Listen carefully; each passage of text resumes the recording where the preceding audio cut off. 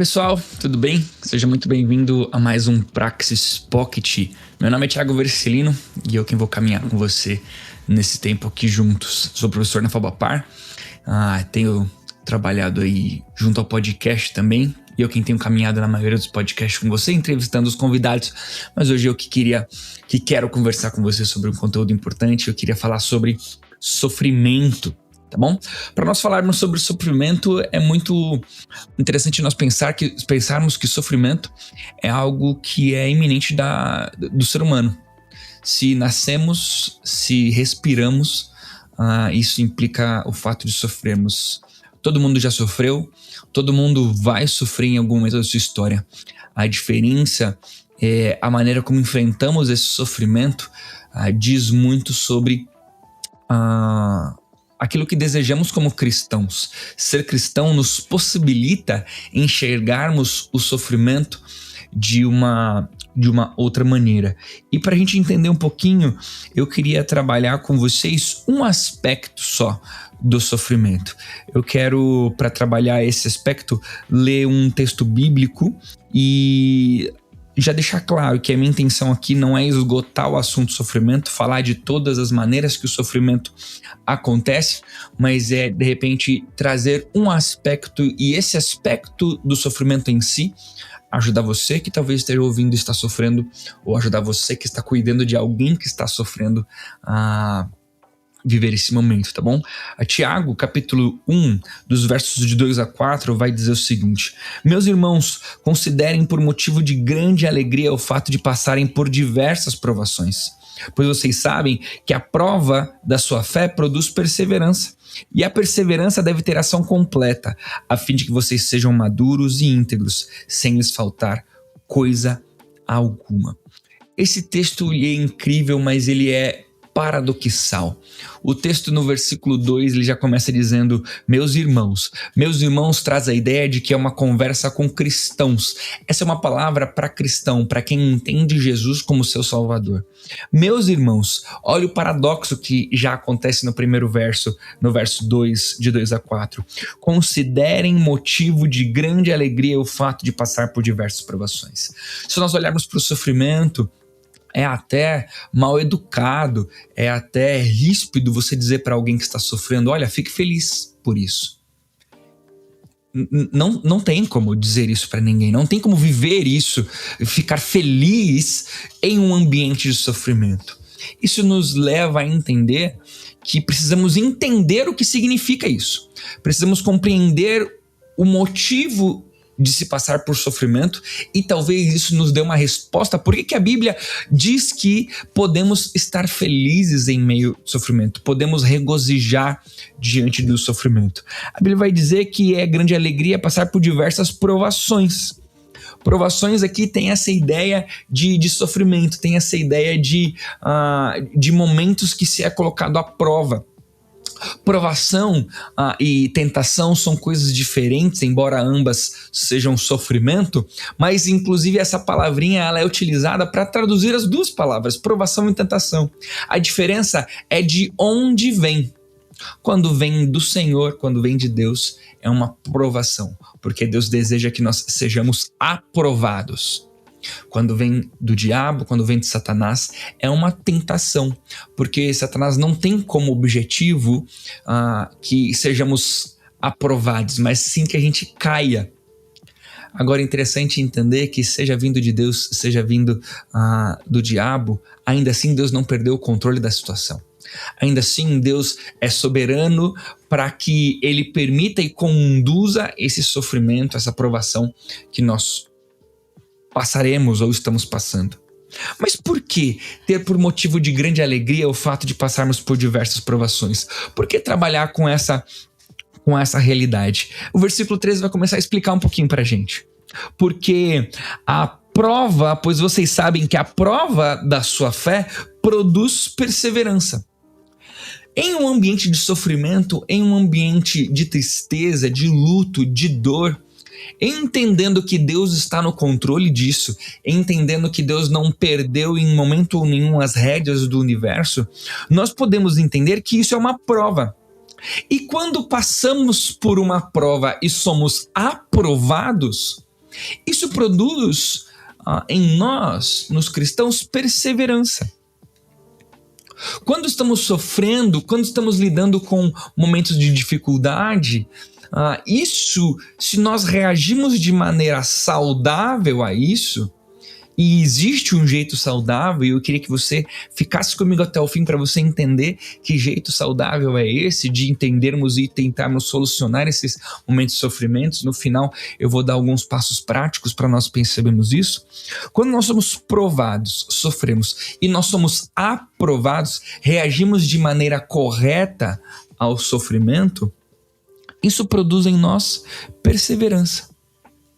É como se Deus estivesse dizendo o seguinte: olha, estou permitindo esse sofrimento para que a fé sendo aprovada, a fidelidade sendo aprovada, quando olho para esse meu filho querido e ele se mostra fiel mesmo diante de uma dificuldade, e ele é aprovado, isso produz perseverança nele. E a gente pode perceber isso no exemplo de Jó, né?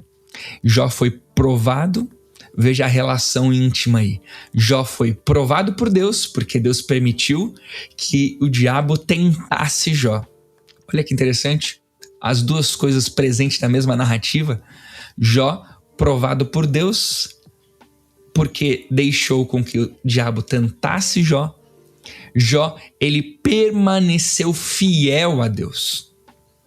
O permanecer fiel de Jó durante todo o sofrimento que ele viveu, e que não foi barato, que não foi tranquilo, Jó permanecendo fiel, sendo aprovado, no final isso produziu perseverança na vida de Jó, produziu frutos na vida de Jó. A nossa fé, mantendo-se fiel a Deus diante da provação, diante do sofrimento, do luto, diante da tristeza, produz perseverança. O que significa essa palavrinha perseverança? Eu gosto muito de lembrar da minha avó.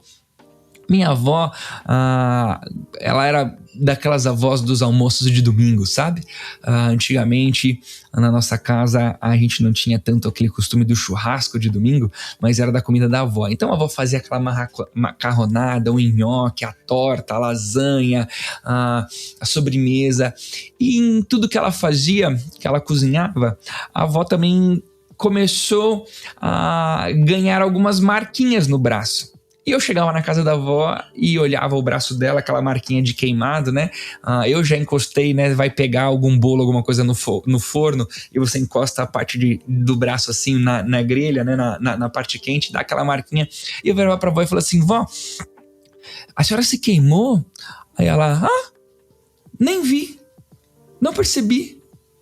Aí eu: como não percebeu, vó? É uma queimadura? Como você não percebeu? Mas a avó não sente mais dor aqui. De tanto que a avó já se queimou fazendo a comida do almoço de domingo da família, a avó tinha perseverança naquele braço já. Perseverança é isso. Perseverança é aquele membro do nosso corpo que é calejado já de tanto sofrer alguma coisa, não sente mais a dor, não é mais afetado por isso. A casca fica grossa. Nós temos a habilidade de enfrentarmos circunstâncias e momentos. Isso é perseverança. Perseverança é termos casca grossa. Perseverança é termos a habilidade de lidar com as dificuldades que aparecem no nosso dia a dia. É não esmorecer no primeiro momento de dificuldade. É não fugir da possibilidade de cuidar e de ajudar pessoas que estão sofrendo. Isso é uma perseverança produzida por conta de uma provação e de uma fé aprovada. Interessante que essa provação que produz perseverança, ela faz da gente maduros e íntegros. E essa perseverança, ela produz algo em nós, né? Nós somos provados, na nossa aprovação, no nosso sofrimento somos aprovados, né? Pedindo a ajuda de Deus. Nós vamos falar um pouquinho daqui a pouco sobre isso. Com a ajuda de Deus somos aprovados. Nessa aprovação nós ganhamos perseverança, e nessa perseverança ela tem uma ação completa a fim de que nós sejamos maduros e íntegros, sem lhes faltar coisa alguma. Em uma outra versão vai dizer que essa perseverança tem uma ação completa a fim de que nós sejamos perfeitos. Tiago, como assim perfeito? Eu fiz uma pesquisa sobre essa palavrinha perfeito, e perfeito significa perfeito. Perfeito mesmo. Na nossa compreensão humana de cristão, não tem como nós sermos perfeitos, né? Não tem como não haver. É verdade, o pecado nos impossibilita isso. Mas perceba qual é o alvo de Deus. Qual é o alvo do princípio bíblico? É que nós sejamos aprovados, mantendo a perseverança, a fim de que nós sejamos perfeitos. Óbvio, essa completude de perfeição só na glória, com Deus no céu, essa perseverança. Mas aqui já nos dá um gostinho daquilo que podemos viver na eternidade. Por isso, então, faz sentido considerar motivo de grande alegria o fato de passarmos por diversas provações. Porque para Deus, provação no cristão sempre é didático. Deus não tem vontade de nos ver sofrer. Deus não tem prazer no nosso sofrimento. Mas Deus sabe que existem mudanças, transformações, que existem coisas na nossa vida, na nossa história, que só vão nos tornar mais parecidos com Jesus diante de circunstâncias de dificuldade, de sofrimento que possamos passar na nossa história, na nossa vida.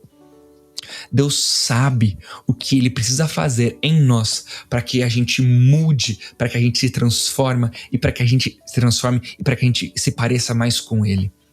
Ele sabe exatamente. Por isso, quando sofremos, entendendo que Deus deseja que nós nos tornemos melhor do que quem nós éramos antes, nós podemos olhar para o sofrimento como uma esperança gostosa. Não estou dizendo que você não deve sofrer. Não estou dizendo que você não pode sofrer. Nós podemos sofrer. Isso é inerente do ser humano. Iremos sofrer. Mas em meio ao sofrimento, em meio à tristeza, ao luto, à dor, temos a esperança dentro de nós de que no final, sendo aprovado, é porque nos tornaremos seres humanos melhores do que quem nós éramos antes. Nos pareceremos mais com Cristo Jesus. Entendendo essa realidade de que nós vamos fazer a diferença na nossa vida, fazer a diferença na nossa história, em sendo aprovados em meio ao sofrimento, eu queria deixar algumas dicas com você.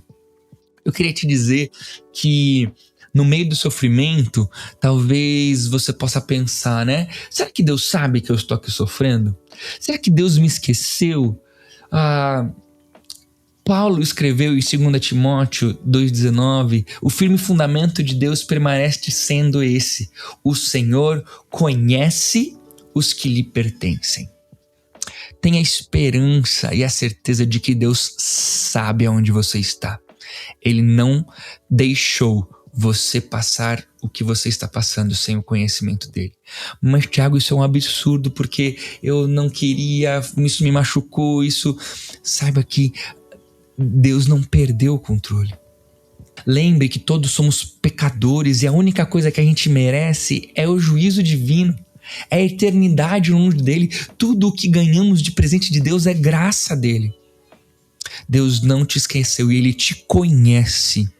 E se por um acaso você viveu o que você viveu, você está sofrendo o que você está sofrendo, você está passando por isso, porque Deus não vai deixar vir sobre você nada além do que você possa suportar. E Ele estará junto contigo e Ele vai te capacitar, com certeza, em você pedindo ajuda a Ele, você se dependendo dEle, Ele vai te capacitar para passar por isso. Deus conhece aqueles que pertencem a Ele. Você precisa, talvez, ajudando alguém que está passando por um sofrimento, ou você se autoavaliando, se auto-entendendo, por que eu estou vivendo essas coisas? Por que eu preciso dessas coisas? Será que eu preciso de ajuda, de sabedoria, de coragem, de misericórdia, de proteção? Será que eu estou precisando de força? Chegue diante de Deus, chegue diante das pessoas que estão à sua volta, ou vá na direção de pessoas que estão sofrendo com esses questionamentos. O que eu estou precisando nesse momento?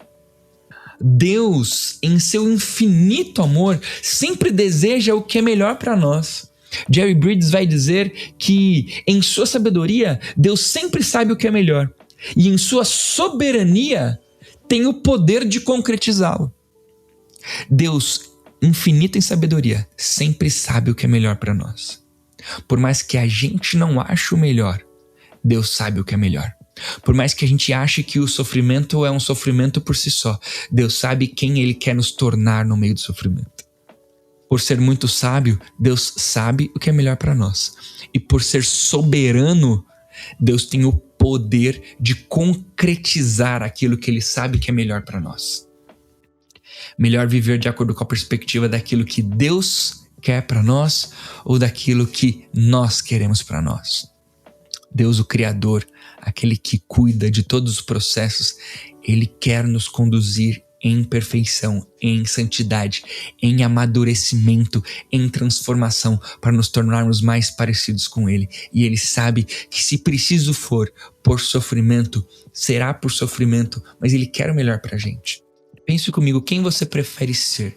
Alguém distante dos caminhos de Deus? Alguém que não melhora, que não transforma, que não se aperfeiçoa, mas que não passou por sofrimento algum?